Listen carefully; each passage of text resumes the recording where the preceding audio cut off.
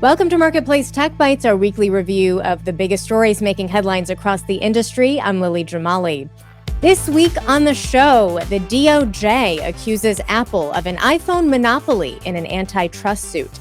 Persuasion or coercion? The Supreme Court considers government contacts with social media companies, and the SEC cracks down on AI washing. It's like law school, only more fun. And joining me to break it all down this week is Anita Ramaswamy. She's a columnist at Reuters Breakingviews. Welcome back, Anita. Thanks, Lily. Good to be here. We got a lot to chat about. We do indeed. All right, well, we're going to start, as always, with our Bite of the Week. This is a number that gives us a little insight into the week that was in tech. Anita, what do you have for us? So my bite of the week is $400,000, and that's the amount of company that these two companies just recently had to pay in civil penalties to settle the SEC's case against them for allegedly making misleading statements to their shareholders about how they were using artificial intelligence. Right. This is AI washing, I should say, which is a topic we're going to come to later on in the segment. $400,000, not a huge fine by SEC standards, but one that certainly sends a message. So we're going to be talking about that. I have a bite of the week as well. Mine is 2.2 billion. That is the number of iPhones actively being used around the world. A huge number, kind of hard to wrap your mind around that. But that brings us to our first story, which broke early on Thursday. The Justice Department and a number of states suing Apple. Anita, can you explain in broad strokes what the Department of Justice is alleging here? Yeah, essentially what they're alleging is that Apple has maintained an illegal monopoly over the smartphone market. I mean, iPhones are super popular, and there are a lot of different components to this. And they're arguing that this is causing harm for consumers, higher prices. Apple has a lot of restrictive terms in its Apple Store in terms of, what third parties can do and how they can list apps. They take pretty high fees as commission for anyone listing apps and doing transactions on the App Store.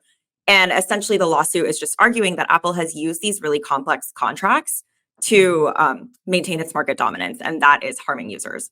Yeah, and I want to read briefly something that Jonathan Cantor, this is the Assistant Attorney General for the Antitrust Division at the Department of Justice, something that he said in the press conference where we also saw Attorney General Merrick Garland on Thursday morning. He said Apple repeatedly responded to competitive threats by making it harder to leave and more attractive to stay.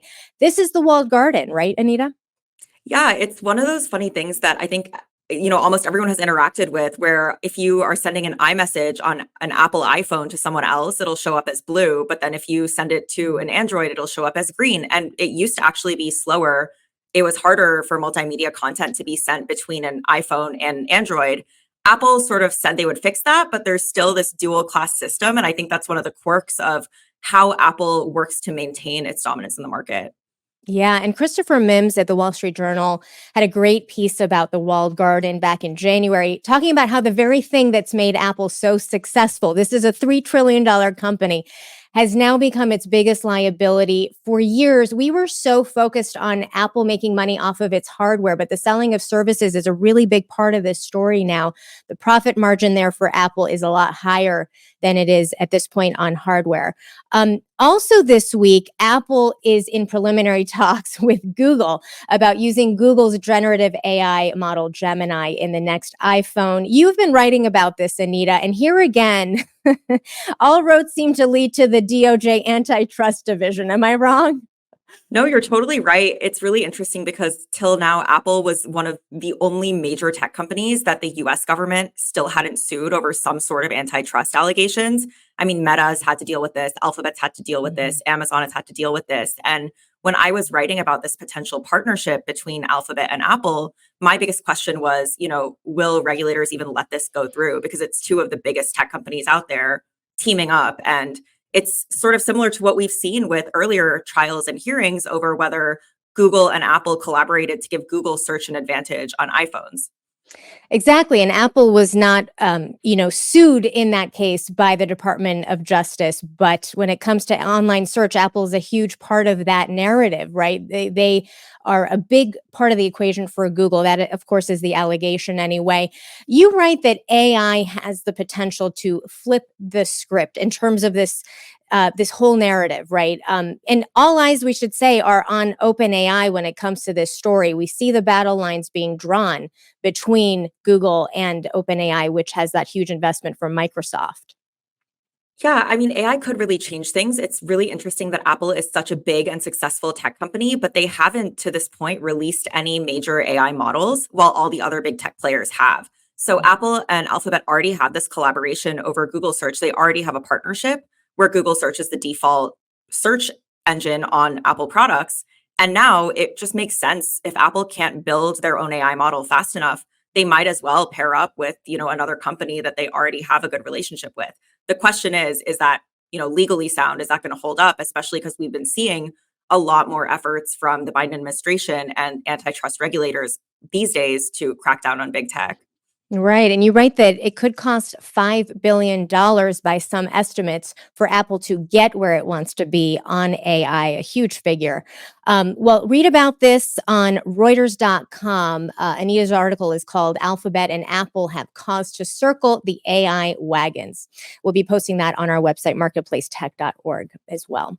Well, the Supreme Court heard arguments this week in a case called Murthy versus Missouri. This is our second story of the week. This case was brought by conservative state attorneys general. And the allegation is that the Biden administration coerced internet platforms to take down content that it deems as misinformation on everything from COVID vaccines to claims of election fraud. Anita, here again, we see the justices taking on this issue of online speech. They seem to be wading into this issue a lot lately, this topic of the government's authority over major tech platforms.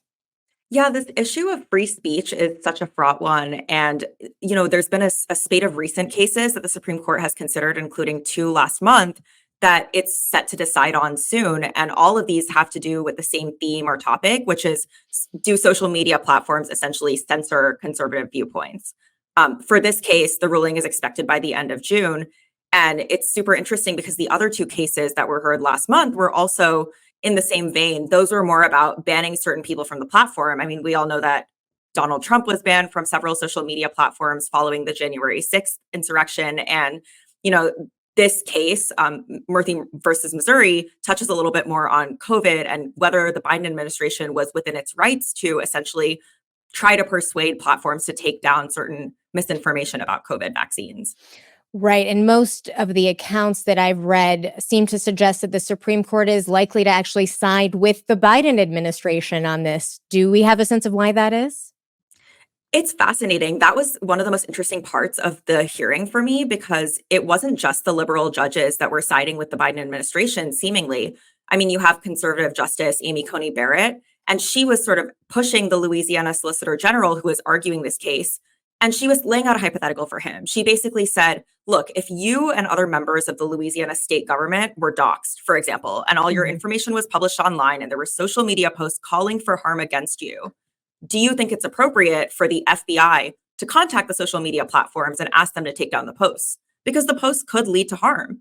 And the Solicitor General, he started to argue, well, I'm a First Amendment purist, but Justice Barrett interrupted him and she said, well, she asked a question that sort of suggested that the FBI makes those kinds of calls all the time. And, it gave me the impression that she wasn't particularly favorable to the government being able, or the government's right to do that being curtailed.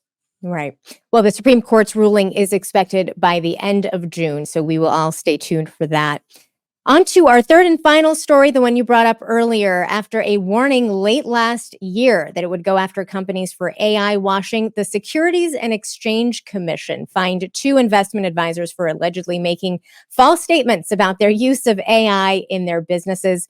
AI washing, Anita, is modeled, I guess, on greenwashing, where corporations make misleading statements or claims about their environmental sustainability.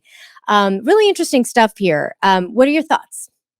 I think this is just the beginning. Lily, you pointed out that 400,000 isn't a huge sum for two companies for an SEC fine, and that's true. But, we heard Chairman Gensler talk about this for the first time really last December, like just a couple of months ago, where he was warning companies against making these misleading statements about how they're using AI. In addition to greenwashing, it kind of reminds me of what we saw with crypto, where there were a lot of celebrities and a lot of companies that were sort of advertising and promoting cryptocurrency products. And many of them did land in trouble with regulators over the exact phrasing and the terminology they use to market those products. So I just think companies are going to have to be very, very discerning in how they're defining AI. Absolutely. And the two companies that we're talking about are not terribly well known. One is called Delphia. This is a robo investment advisory firm based in Toronto, and Global Predictions, which is based in San Francisco. Not a huge find, but it certainly does send a message, does it not?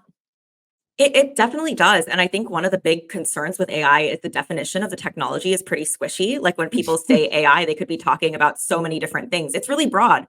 All AI really is technology that lets a machine or a computer act like a human.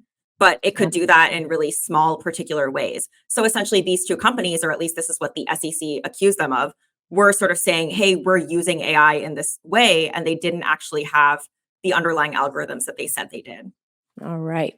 Well, the very real and not at all AI generated Anita Ramaswamy, it is so great to have you back on the show. Thanks for coming. Likewise. Thanks, Lily.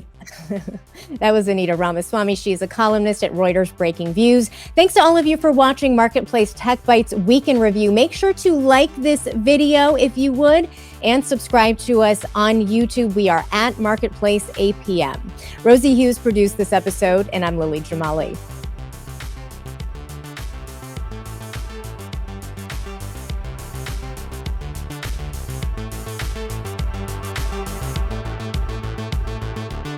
This is APM.